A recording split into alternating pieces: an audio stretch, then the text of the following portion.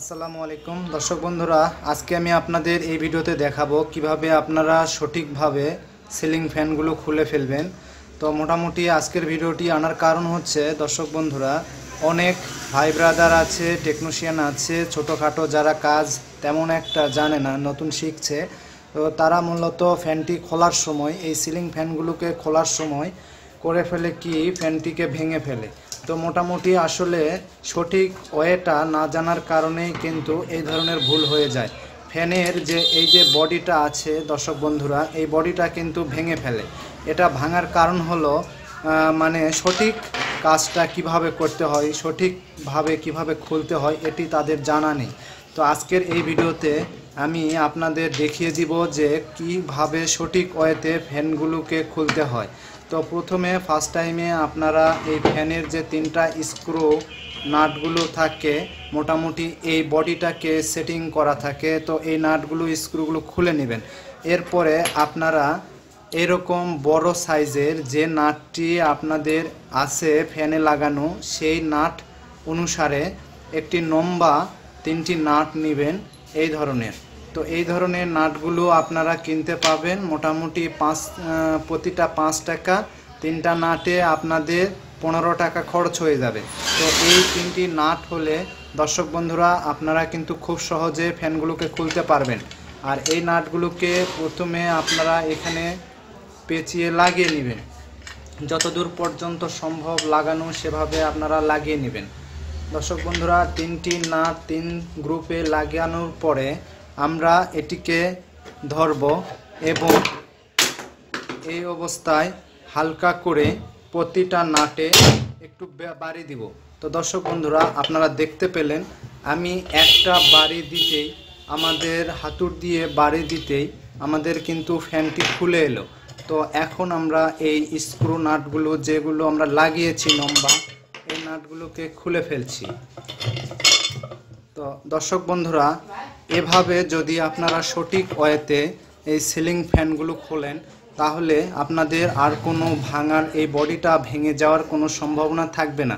যত পাতলা বডি হোক না কেন, খুব অনায়াসে এই বডিগুলোকে খুলে ফেলতে পারবেন।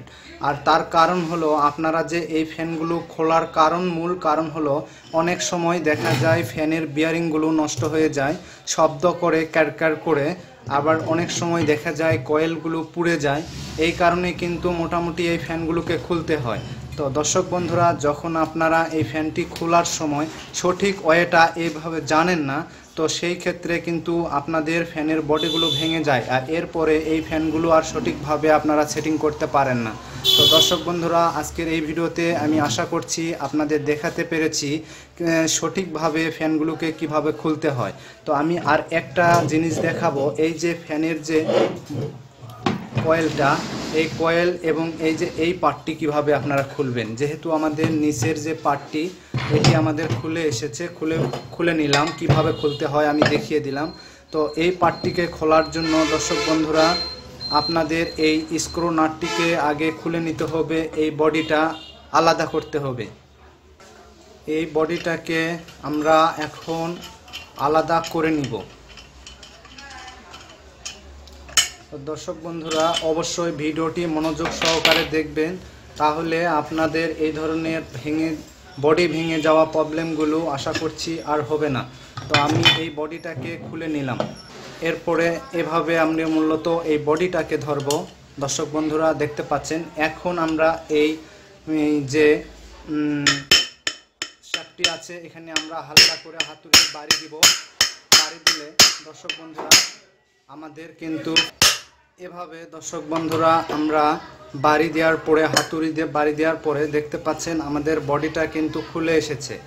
তো এরপরে আমরা কি করব দর্শক বন্ধুরা, অবশ্যই মনোযোগ সহকারে ভিডিওটি দেখবেন, তাহলে আপনারা A to Z বুঝতে পারবেন।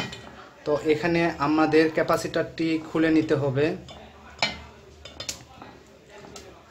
ক্যাপাসিটারের যে ওয়্যারগুলো থাকবে, এগুলো মূলত আমরা খুলে নিব।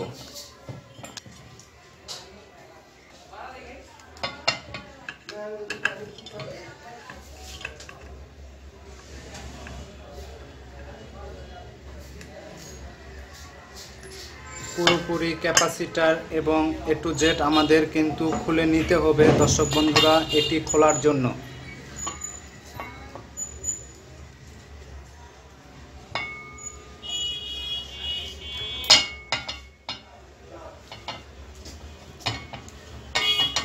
এখানে দর্শক বন্ধুরা আমরা ক্যাপাসিটারটিকে খুলে নিলাম এবং ওয়্যারগুলোকে খুলে নিচ্ছি।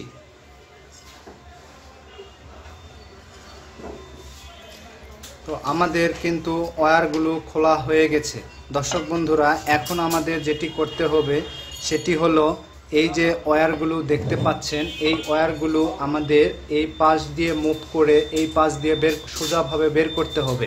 তারপরেই কিন্তু আমরা এখান থেকে এই পার্টটি খুলে ফেলতে পারবো। তো দর্শক বন্ধুরা দেখতেই পাচ্ছেন আমার পার্টটি প্রায় খোলা হয়ে গেছে। এখন যদি আমরা এই ওয়্যারটিকে এই পাশ দিয়ে একবার বের করে নিই তাহলেই কিন্তু মূলত আমরা এটি সহজভাবে খুলতে পারবো। এই ভিডিওতে কিভাবে আপনারা সিলিং ফ্যানের বডিগুলো খুলবেন এবং সঠিক ওয়েতে। তো দর্শক বন্ধুরা ভিডিওটি যদি আপনাদের ভালো লাগে অবশ্যই ভিডিওতে একটা লাইক দিবেন, আর চ্যানেলে নতুন দর্শক হয়ে থাকলে অবশ্যই চ্যানেলটিকে সাবস্ক্রাইব করে বেল আইকন বাজিয়ে দিবেন।